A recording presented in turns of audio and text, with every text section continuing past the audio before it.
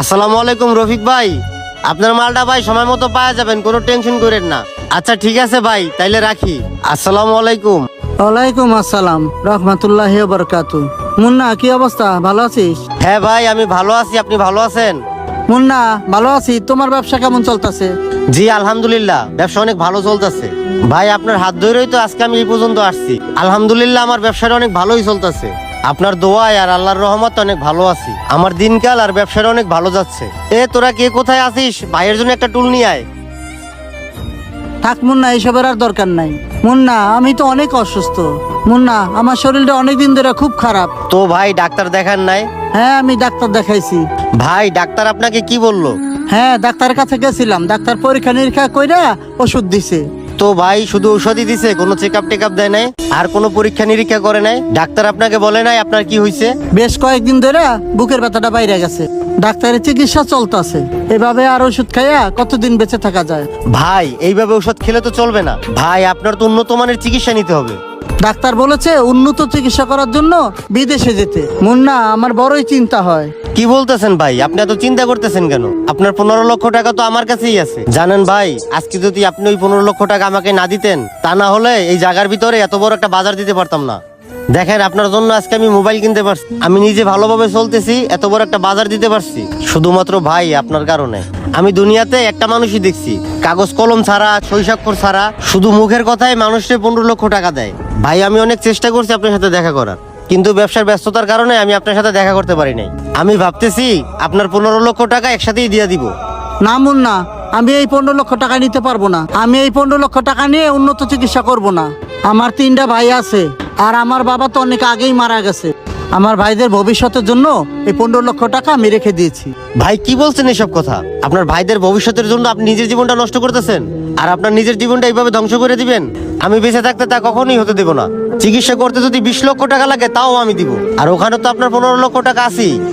আমি চাই না আপনার মতো একজন আদর্শ সৎ মানুষ এত তাড়াতাড়ি দুনিয়া থেকে চলে যাক। আর আপনাকে চিকিৎসা করতে হবে, আর আপনাকে বাঁচতে হবে।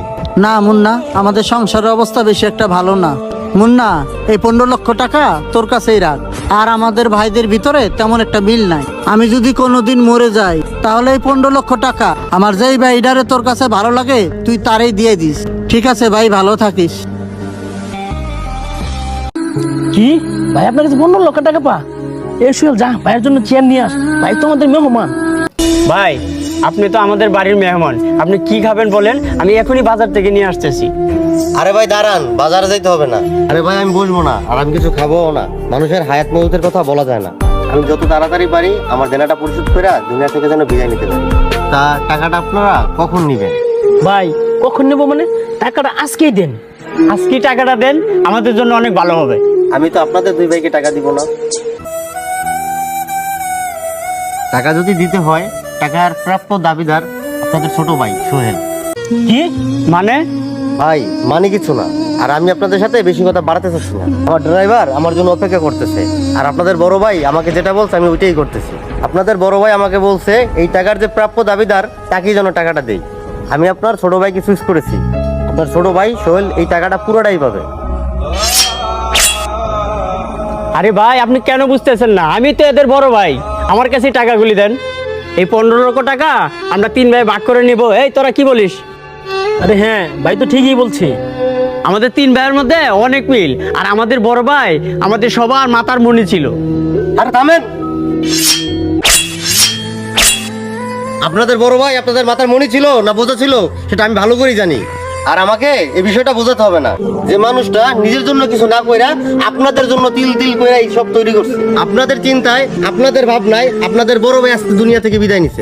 আপনাদের বড় ভাই যখন হসপিটালে ভর্তি ছিল আপনারা কেউ টাকা দিছেন? আপনি তার চিকিৎসার জন্য কোনো টাকা পয়সা দিছেন? তার আমাকে যখন বলছে তার উন্নত চিকিৎসার জন্য বাইরে পাঠাতে হবে, তখন আমি তাকে বলছি আপনার 15 লক্ষ টাকা আপনি নিয়ে যান। তখন আপনাদের ভাই কি বলছে জানেন? ওরা আমার ভাই, আর আমি ওদেরকে নিজের ভাইয়ের মতো দেখি নাই, সন্তানের মতো লালন পালন করছি। নিজের জীবনটাকে শেষ করে দিছে শুধুমাত্র আপনাদের মতো কুলাঙ্গাদের জন্য। সে চাইলে ভালো একটা চিকিৎসা নিতে পারতো, চিকিৎসার জন্য বাইরে যেতে পারতো, সেই নিজের চিকিৎসার জন্যই 15 লক্ষ টাকা খরচ করতে পারতো। 15 লক্ষ টাকা আপনাদের জন্য চিন্তা করে রাখছে। সে নিজের চিকিৎসা করতে করতে সে সম্বলটুকু শেষ করে দিছে। কিন্তু আফসোস, আপনাদের মতো নিমক হারামের কোনো ভালোবাসা পায় নাই। সে তখনই ডিসিশন নিয়েছিল এই টাকা কোনো নিমক হারামকে দেবে না। কোনো বেঈমান এই সৎ মানুষের ঘাবের অর্জিত টাকা নিতে পারে না। আর সেই জন্যই আমি আপনাদের ছোট ভাইকে সিলেক্ট করছি এই টাকাটা দেওয়ার জন্য। আর সোহেল, তুমি আগামীকাল ঢাকা আমার সাথে দেখা করবা আমার অফিসে।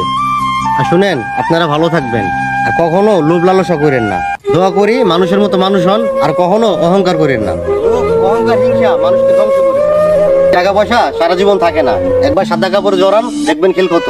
ঠিক আছে, ভালো থাকবেন। আসসালামু আলাইকুম বন্ধুরা, আমাদের ভিডিওটি আপনাদের কেমন লেগেছে অবশ্যই কমেন্ট করে জানিয়ে দিবেন। সবাইকে ধন্যবাদ।